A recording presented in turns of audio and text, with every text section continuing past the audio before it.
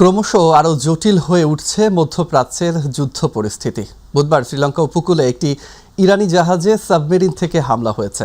এতে জাহাজটির ৭৮ নাবিক আহত হয়েছেন, নিখোঁজ রয়েছেন ১০১ জন। পাল্টা জবাবে ইরানও ভারত মহাসাগরের একটি মার্কিন যুদ্ধজাহাজে ক্ষেপণাস্ত্র হামলা চালিয়েছে। এদিকে ইরান একটি মার্কিন F-15 যুদ্ধ বিমান ভূপাতিত করার দাবি করেছে। এছাড়া সৌদি আরবের পূর্বাঞ্চলীয় রাস তানুরায় দেশটির রাষ্ট্রায়ত্ত তেল কোম্পানি সৌদি আরামকোর একটি স্থাপনায় ড্রোন হামলা চালিয়েছে ইরান। সৌদি আরামকোর বৃহত্তম পরিশোধনাগার ওই স্থাপনায় রয়েছে। বুধবার সকালের দিকে সেখানে আবারও ড্রোন হামলা হয়েছে। এদিকে ইসরায়েলের মধ্যাঞ্চলে অবস্থিত ইসরায়েলের অ্যারোস্পেস ইন্ডাস্ট্রিজের সদর দপ্তর লক্ষ্য করে ড্রোন হামলা চালিয়েছে লেবাননের সশস্ত্র গোষ্ঠী হিজবুল্লাহ। একই সঙ্গে ইসরায়েলের ড্রোন নিয়ন্ত্রণকারী একটি সাবমেরিন ঘাঁটিতেও ড্রোন হামলা চালানোর দাবি করেছে গোষ্ঠীটি। যুদ্ধবিমান, ক্ষেপণাস্ত্র, প্রতিরক্ষা ব্যবস্থা, মনুষ্যবিহীন ড্রোনসহ যুদ্ধের অস্ত্র, স্যাটেলাইট ও মহাকাশ কার্যক্রমের জন্য বিভিন্ন ধরনের প্রতিরক্ষা এবং বেসামরিক পণ্য তৈরি করে ইসরায়েলের রাষ্ট্রায়ত্ত প্রতিষ্ঠান ইসরায়েলের অ্যারোস্পেস ইন্ডাস্ট্রিজ। এছাড়া তুরস্ক জানিয়েছে ইরান থেকে ছোড়া একটি ব্যালিস্টিক ক্ষেপণাস্ত্র দেশের আকাশ সীমায় প্রবেশ করার আগেই ন্যাটোর প্রতিরক্ষা ব্যবস্থা তা আটকাতে সক্ষম হয়েছে। এদিকে ইরানে আগ্রাসী হামলা অব্যাহত রেখেছে মার্কিন ইসরায়েলি জোট।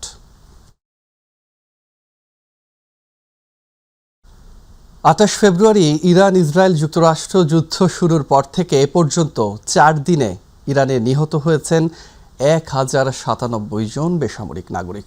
নিহতদের মধ্যে ১৮১ জন শিশু, যাদের বয়স ১০ বছরের কম। এক বিবৃতিতে এ তথ্য নিশ্চিত করেছে নিউজ এজেন্সি হারান। এদিকে ইরানের assembly of expert Ayatollah Ali খামিনির ছেলে মোস্তফা খামিনিকে পরবর্তী সুপ্রিম লিডার নির্বাচিত করেছে। অন্যদিকে শেষ মুহূর্তে ইরানের সর্বোচ্চ নেতা আয়াতুল্লাহ আলী খামিনির রাষ্ট্রীয় বিদায় ও শোক অনুষ্ঠান স্থগিত করা হয়েছে। তামান্না সাদিকার রিপোর্ট।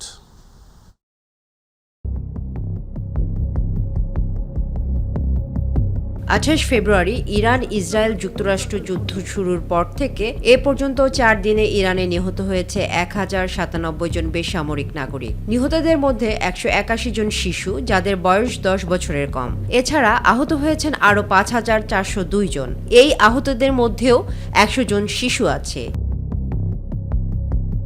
বুধবার বাগদাদ বিমানবন্দরে মার্কিন স্থাপনায় ড্রোন হামলার খবর পাওয়া গেছে। আল জাজিরার এক প্রতিবেদনে বলা হয়েছে, একটি ড্রোন বাগদাদে আন্তর্জাতিক বিমানবন্দরের কাছে অবস্থিত মার্কিন দূতাবাসের লজিস্টিক সাপোর্ট ক্যাম্প লক্ষ্য করে হামলা চালিয়েছে।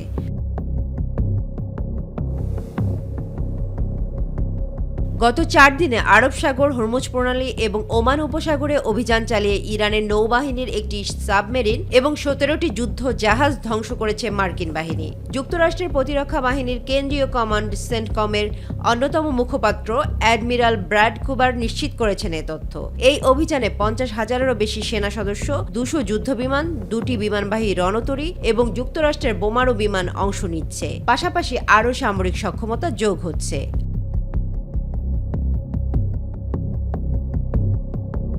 ইরান ইসরায়েল যুক্তরাষ্ট্র যুদ্ধে প্রথমবারের মতো সরাসরি অংশ নিচ্ছে ফ্রান্স। প্রেসিডেন্ট ইমানুয়েল ম্যাক্রো জানিয়েছেন, ফ্রান্সের পরমাণু শক্তিচালিত বিমানবাহী রণতরী চার্লস দ্য গলকে ভূমধ্যসাগরে মোতায়েনের নির্দেশ দিয়েছেন তিনি।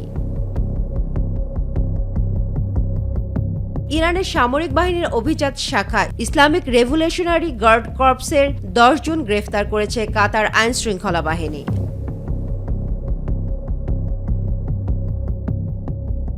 ইরানের assembly of experts Ayatollah Ali খামেনির ছেলে মোস্তফা খামেনিকে পরবর্তী সুপ্রিম লিডার নির্বাচিত করেছে বলে জানিয়েছেন দেশটির স্থানীয় সংবাদ মাধ্যম ইরান ইন্টারন্যাশনাল। দীর্ঘ সময় ধরে পর্দার আড়ালে থেকে ইরানের ক্ষমতার কেন্দ্রবিন্দুতে সক্রিয় ছিলেন ৫৬ বছর বয়সী এই মোস্তফা খামেনি। তামান্না সাদিকা, মাই টিভি।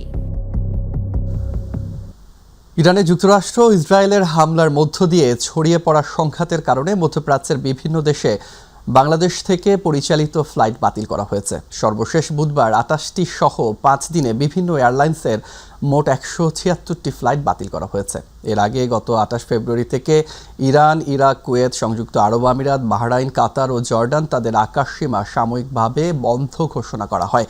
বেসামরিক বিমান চলাচল কর্তৃপক্ষ জানায়, যুদ্ধ পরিস্থিতিতে আকাশপথ বন্ধের কারণে ঢাকা থেকে ২৮ ফেব্রুয়ারি ২৩টি, ১ মার্চ ৪০টি ফ্লাইট, 2 মার্চ 46টি এবং 3 মার্চ 39টি ফ্লাইট বাতিল হয়। এদিকে 5 মার্চ পর্যন্ত বাংলাদেশ থেকে সংযুক্ত আরব আমিরাতের দুবাই, আবুধাবি ও শারজাহ, সৌদি আরবের দাম্মাম, কাতারের দোহা এবং কুয়েতের সব ফ্লাইট বাতিল ঘোষণা করেছে বিমান Bangladesh airlines.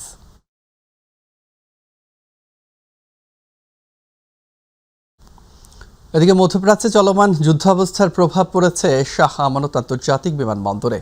Dubai, Abu Dhabi, Sharjah ও দোহা বিমানবন্দরের কার্যক্রম বন্ধ থাকায় আজ সকালেও চট্টগ্রাম থেকে 11টি আন্তর্জাতিক ফ্লাইট বাতিল করা হয়েছে। গত 28 ফেব্রুয়ারি থেকে 4 মার্চ পর্যন্ত মোট 46টি ফ্লাইট বাতিল হয়েছে। বাতিল তালিকায় রয়েছে Biman Bangladesh airlines, US Bangla airlines ও এয়ার আরাবিয়া এর একাধিক ফ্লাইট। তবে ওমান ও সৌদি আরব রুটের কয়েকটি ফ্লাইট সীমিত আকারে চলাচল করছে। পরিস্থিতি স্বাভাবিক না হওয়া পর্যন্ত সূচিতে অস্থিরতা থাকতে পারে বলে জানিয়েছে চট্টগ্রাম শাহ আমানত আন্তর্জাতিক বিমানবন্দরের জনসংযোগ কর্মকর্তা প্রকৌশলী ইব্রাহিম খলিল।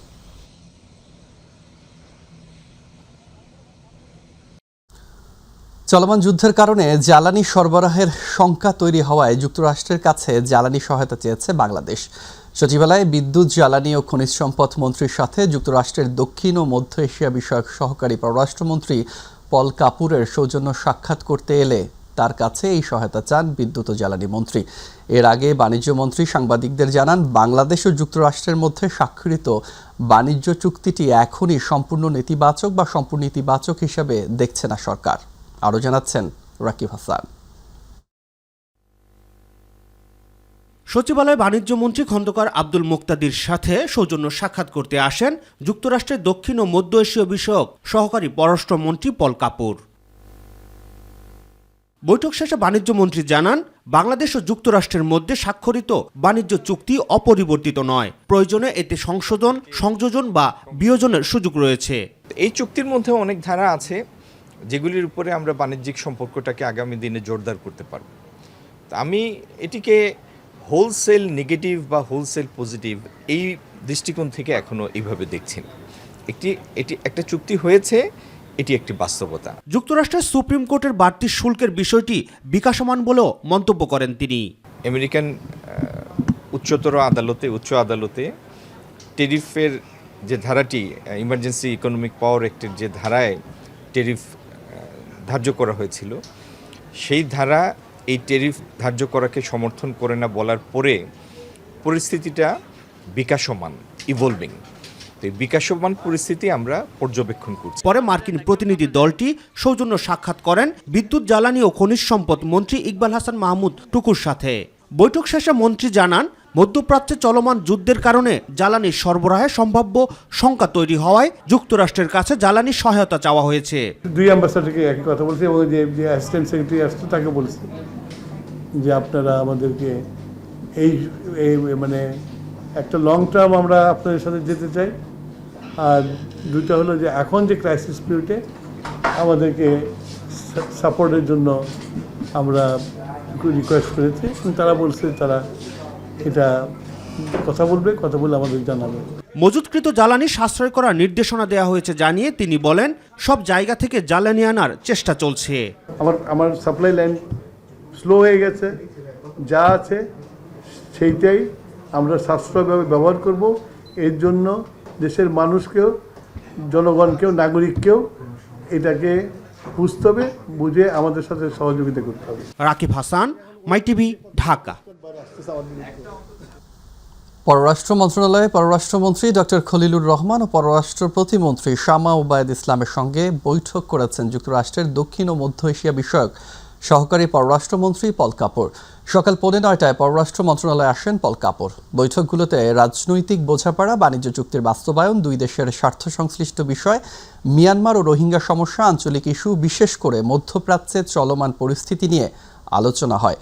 পরে বিদ্যুৎ, জ্বালানি মন্ত্রী ইকবাল হাসান মাহমুদের সঙ্গে বৈঠক করেন পল কাপুর। মার্কিন বিনিয়োগের ক্ষেত্রে নন ট্যারিফ বাধা দূর করতে নতুন সরকারের প্রতি আহ্বান জানান পল কাপুর। এদিকে বাণিজ্যমন্ত্রী খন্দকার আব্দুল মুক্তাদির জানান, মার্কিন বাণিজ্য চুক্তিতে নেতিবাচক কিছু থাকলে দর কষাকষির সুযোগ আছে। যেই ধারাটার সংযোজন, বিয়োজন, পরিবর্তন দরকার, সেখানে ফার্দার নেগোসিয়েশনের স্কোপ তো সবসময় রয়েছে। তারা নতুন সরকারের সাথে কাজ করতে চান, তারা আগামী দিনে কিভাবে আমেরিকান বিনিয়োগ এই দেশে আসবে সেটার জন্য দুই একটা প্রতিবন্ধকতার কথা উল্লেখ করেছেন যে এইগুলি দূর করলে আমেরিকান বিনিয়োগের জন্য সেটি সহজতর হবে, বাংলাদেশ একটা উর্বর ভূমি হবে। এবার অন্যান্য প্রসঙ্গ। পহেলা বৈশাখ থেকে দেশের ৯ উপজেলায় পাইলট ভিত্তিতে কৃষি কার্ড বিতরণ শুরু হবে বলে জানিয়েছেন কৃষিমন্ত্রী মোহাম্মদ আমিনুর রশিদ ইয়াসিন। আর বন, পরিবেশ ও জলবায়ু পরিবর্তন বিষয়ক মন্ত্রী আব্দুল আউয়াল মিন্টু বলেছেন মে মাস থেকে সারা দেশে বৃক্ষরোপণ শুরু হবে। এদিকে পৃথক বৈঠকে জনগণের চিকিৎসা সেবা নিশ্চিত করতে ই-হেলথ কার্ড চালুর নির্দেশনা দিয়েছেন প্রধানমন্ত্রী। সচিবালয়ে প্রধানমন্ত্রী তারেক রহমানের সাথে সাক্ষাৎ শেষে এসব কথা জানান সংশ্লিষ্ট মন্ত্রণালয়ের মন্ত্রীরা। ইউসুফ আলীর রিপোর্ট।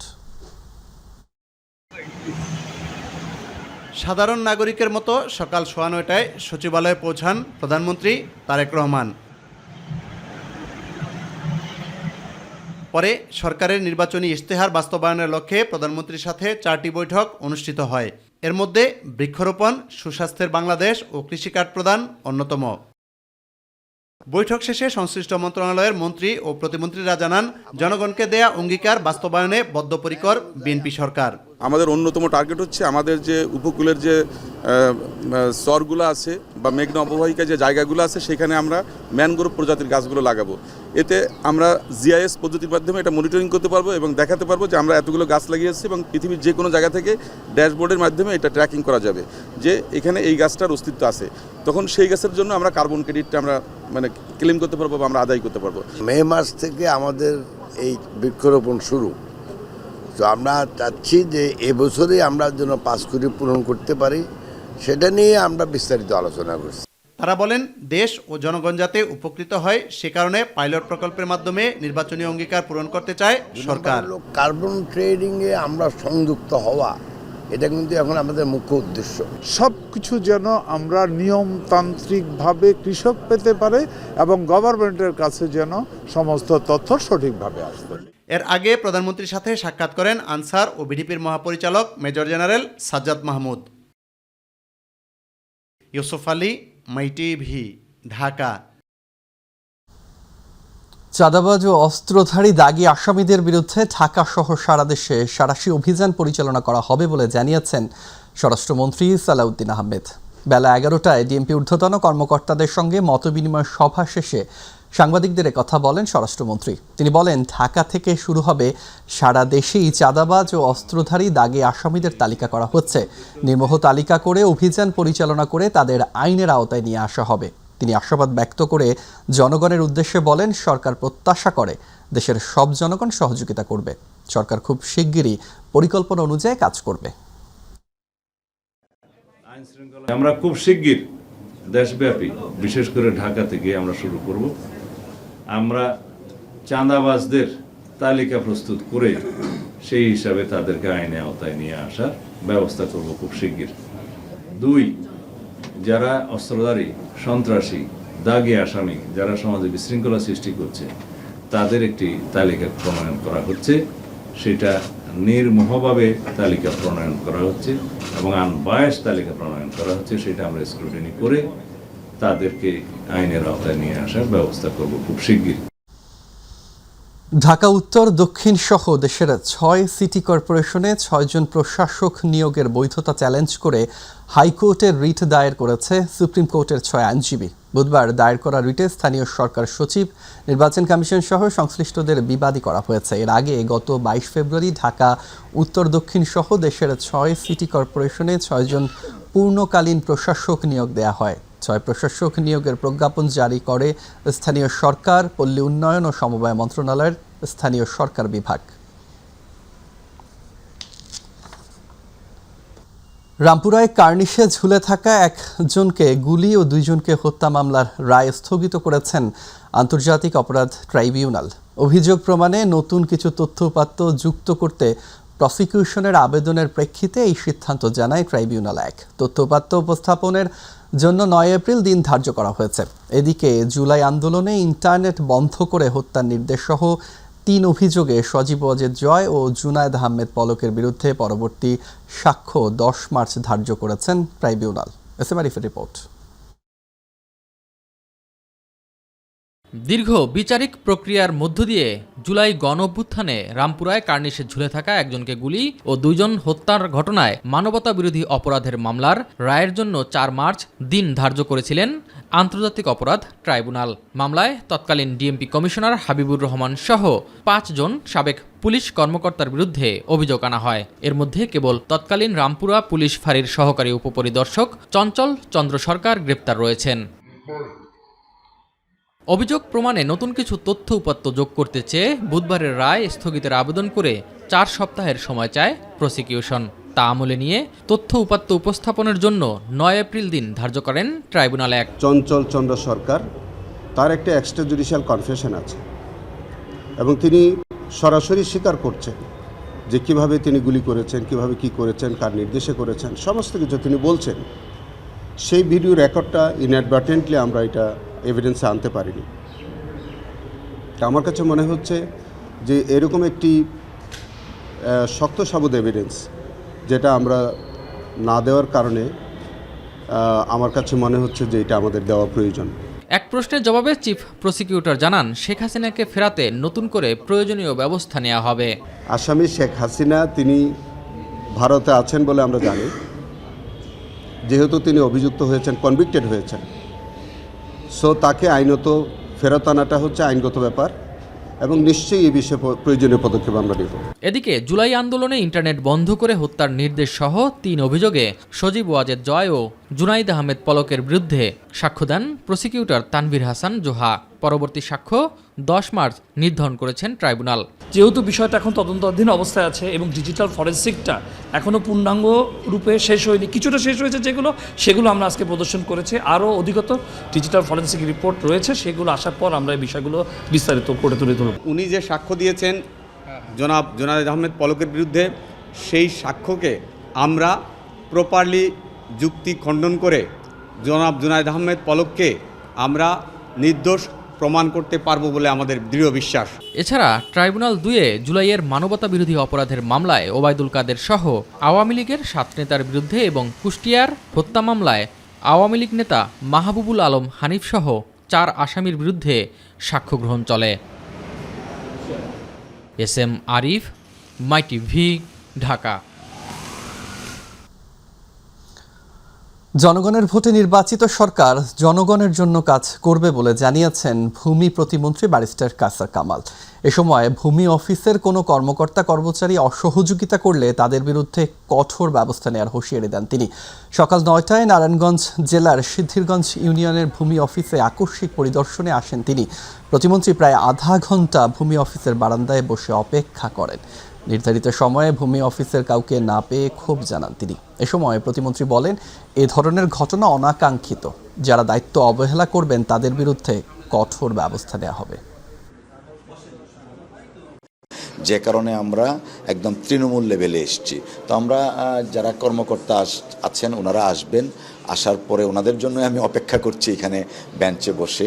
ওনারা আসার পরে আমরা দেখব ওনাদের কাগজপত্র কেমন কি আছে, কতটুক ডিলে করছেন, ইন্সপেকশনের কিছু পদ্ধতি আছে সেগুলো আমরা অবলম্বন করব, তারা সেইগুলা প্রতিপালন করছেন কিনা সেই বিষয়গুলো আমরা দেখব। কুষ্টিয়ার ইসলামী বিশ্ববিদ্যালয়ের সমাজ কল্যাণ বিভাগের সভাপতি ও সহকারী অধ্যাপক আসমা সাদিয়া রুনাকে নিজ অফিস কক্ষে ছুরিকাঘাত করে হত্যা করেছে বিশ্ববিদ্যালয়ের এক কর্মচারী। শিক্ষককে ছুরিকাঘাতে আঘাত করে তিনি নিজের গলায় ছুরি চালিয়ে আত্মহত্যার চেষ্টা করেন। বিকেল আনুমানিক 4টার দিকে থিওলজি অ্যান্ড ইসলামিক স্টাডিজ অনুষদ ভবনের সমাজকল্যাণ বিভাগে ঘটনা ঘটে। খবর পেয়ে প্রক্টোরিয়াল বডি ও ইবি থানা পুলিশ ঘটনাস্থল থেকে দুজনকে উদ্ধার করে বিশ্ববিদ্যালয় মেডিকেলে নিয়ে যান। পরে আশঙ্কাজনক অবস্থায় তাদের কুষ্টিয়া জেনারেল হাসপাতালে নেওয়া হয়। সেখানে চিকিৎসাধীন অবস্থায় আসমা সাদিয়া রুনা মারা যান। এই ঘটনায় আহত বিশ্ববিদ্যালয় কর্মচারী ফজলুর রহমানের অবস্থাও সংকটাপন্ন বলে জানিয়েছে কুষ্টিয়া জেনারেল হাসপাতাল কর্তৃপক্ষ। দরজার সাথে ভাঙা হয়েছে, ভাঙাই দেখতেছি যে ম্যাম তো একদিকে পড়ে আছে, আর ওই যে মানে খুন করতে আসছে সে নিজেই নিজের গলা কাটতেছে। না, শুনেছি যে আপনার ক্যাম্পাসে একজন আপনার হলো আমাদের ম্যাডামকে, সম্মানিত ম্যাডামকে, সোশ্যাল ওয়েলফেয়ার ডিপার্টমেন্টের যিনি চেয়ারম্যান, হ্যাঁ লুনা ম্যাডাম, ওনাকে আপনার হলো দুর্বৃত্তরা ছুরিকাহত করছে, এটুকু আমি শুনছি। সময়ে তার বিভাগে আগে কাজ করত ফজলুর রহমান নাম কর্মচারী। কয়েকদিন আগে সে রাষ্ট্রবিজ্ঞান বিভাগে তাকে ট্রান্সফার করা হয়েছে। উনি হলেন সমাজকল্যাণ বিভাগের চেয়ারম্যান। তো ওই সময় থেকে তার মনে হয়তো একটু কষ্ট ছিল কর্মচারীর, ওটাকে কেন্দ্র করে আজকে মানে কোনো পূর্ব ছাড়াই হঠাৎ করে রুমে এসে তাকে একা পেয়ে তাকে ছুরিকাঘাত করেছে। পবিত্র ঈদ উল ফিতর উপলক্ষে ঘরমুখ মানুষের যাতায়াত নির্বিঘ্ন করতে ট্রেনের আসনের অগ্রিম টিকিট বিক্রির দ্বিতীয় দিন আজ পাওয়া যাচ্ছে আগামী 14 মার্চের ট্রেনের আসনের টিকিট। এবারও আন্তনগর ট্রেনের 7 দিনের অগ্রিম টিকিট বিশেষ ব্যবস্থায় বিক্রি করা হচ্ছে। যাত্রীদের সুবিধার্থে শতভাগ টিকিট অনলাইনে বিক্রি করছে বাংলাদেশ রেলওয়ে। সকাল 8টা থেকে অনলাইনে বিক্রি শুরু হয়েছে এসব টিকিট। পাওয়া যাবে রেলওয়ের পশ্চিমাঞ্চলের সব আন্তনগর ট্রেনের আসনের টিকিট। অন্যদিকে দুপুর 2টা থেকে বিক্রি শুরু হবে পূর্বাঞ্চলের সব আন্তনগর ট্রেনের আসনের অগ্রিম টিকিট।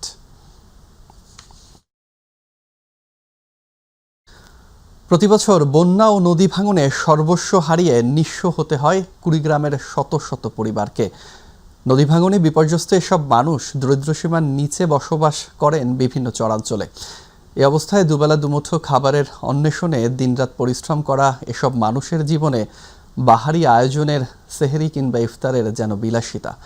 প্রতিদিনের ইফতার হয় পান্তা ভাত, চাল ভাজা, মুড়ি, সিদ্ধ আলু কিংবা শুধু পানি দিয়ে। নাগেশ্বরী থেকে লতিফুর রহমান লিঙ্কনের রিপোর্ট, জানাচ্ছেন তামান্না সাদিকা। উত্তরের জেলা কুড়িগ্রাম, এর নাগেশ্বরী উপজেলার দুধকুমার, ব্রহ্মপুত্র, সংকোষ ও গঙ্গাধর নদীর অববাহিকায় জেগে ওঠা অসংখ্য চর। বছর ঘুরলেই বন্যা আর নদী ভাঙনে ভিটেমাটি হারিয়ে নিঃস্ব হয় শত শত পরিবার। এক চর থেকে আর এক চরে আশ্রয়ে এ যেন বসতি ভাঙা গড়ার এক অন্তহীন গল্প। রমজান এলে শহরে ইফতারের বাহারি আয়োজন দেখা গেলেও এই চরে তার ভিন্ন চিত্র। দুবেলা খাবার জোগাড়ই যেখানে কষ্টসাধ্য, সেখানে সেহরি ইফতার হয়ে ওঠে কেবল দায়সারা আয়োজন। কাম তো নাই আমার, কামাই কাজ চলে না, এখন মুড়ি আর পানি এগুলো দিয়ে ইফতার করি। পাতান্দি শাক অথবা আলুর ডাল, আলু বা যে ডাল রেশনের ডাল পাই তাই খাই।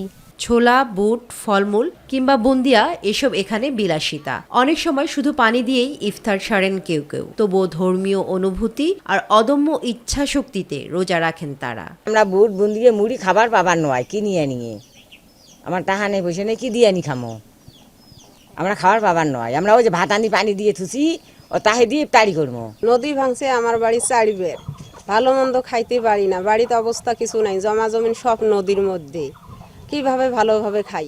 এই জন্যই আমরা ইফতারি চাউল ভাজি করে খাই। নদী ভাঙন রোধ, টেকসই বাঁধ ও যোগাযোগ ব্যবস্থার উন্নয়ন হলে বদলাতে পারে চরবাসীর জীবন। সমন্বিত উদ্যোগই পারে নদীর বুকে ভাসমান এই জনপদের স্বস্তির ইফতার ফিরিয়ে আনতে। আমরা চর অঞ্চলের জন্য ইনশাআল্লাহ তাদের যেমন নদী ভাঙন রোধ করা সেটা ব্যাপারেই করব, নদীর নাব্যতা তৈরির জন্য সেখানে আমরা ভূমিকা পালন করব, এবং যাতায়াত ব্যবস্থাটা কিভাবে মানে আরো সুন্দর করা যায় এই ব্যাপারে আমরা পদক্ষেপ নেব। তামান্না সাদিকা, মাই টিভি। মাদারীপুরের কালকিনিতে জামায়াত ইসলামী বাংলাদেশ কালকিনি উপজেলা ও পৌর শাখার আয়োজনে দোয়া ও ইফতার মাহফিল অনুষ্ঠিত হয়েছে। কালকিনি একটি স্কুল মাঠে উপজেলা আমির মাওলানা এনামুল হকের সভাপতিত্বে এতে প্রধান অতিথি হিসেবে উপস্থিত ছিলেন মাদারীপুর জেলা আমির মাওলানা মোখলেসুর রহমান। এ সময় দলের জেলার সাবেক আমির ডাক্তার ফরিদ উদ্দিন আহমেদ, কালকিনি পৌর আমির মাওলানা রফিকুল ইসলাম, কালকিনি পৌরসভা উন্নয়ন ফোরামের সভাপতি হাসান জামাল খান সহ অন্যান্যরা উপস্থিত ছিলেন। অনুষ্ঠানে দেশ, জাতি ও মুসলিম উম্মার শান্তি সমৃদ্ধি কামনায় বিশেষ দোয়া পরিচালনা করা হয় এবং উপস্থিত রোজাদারদের মাঝে ইফতার পরিবেশন করা হয়।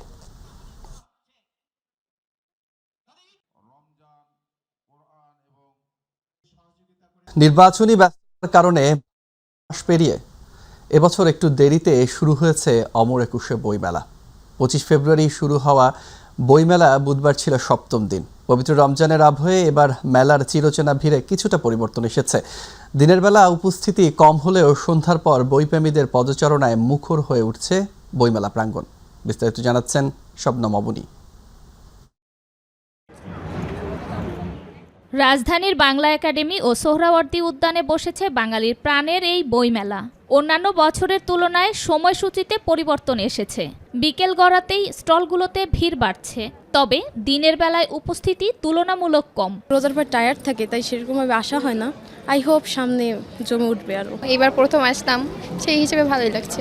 অনেক দূর থেকে এসেছি, আমার গ্রাম থেকে এসেছি এখানে, তো সব মিলিয়ে আমার খুবই ভালো লাগছে। একটা নিয়েছি হাদিসের আলো সত্যের সৌরভ। এই বইটি হলো যে মাসিক কৃষকণ্ডে প্রতি মাসে কিছু হাদিস এবং কোরআনের আলো দেয়, ওই আলোটা একটা বই আকার হয়েছে। প্রকাশকরা বলছেন রমজানের কারণে বিকেল ও ইফতারের পর কিছুটা জমে উঠছে মেলা প্রাঙ্গণ। নতুন বইয়ের মোড়ক উন্মোচন, কবিতা পাঠ আর আড্ডায় প্রাণ ফিরে পাচ্ছে মেলার স্টলগুলো। পাঠকের উপস্থিতি আল্লাহর রহমতে ভালো আছে, অন্যবার থেকে একটু কম, যেহেতু রোজার মাস চলছে আর একটা আনইউজুয়াল টাইমে শুরু হওয়াতে একটু মানুষের উপস্থিতিটা হালকা কম, বাট তাও ভালো আছে। এবার আমাদের আব্দুল আবু সাইদ স্যারের একটা নতুন বই আসবে, আরুল স্কুল নামে একটা নতুন বই আসবে।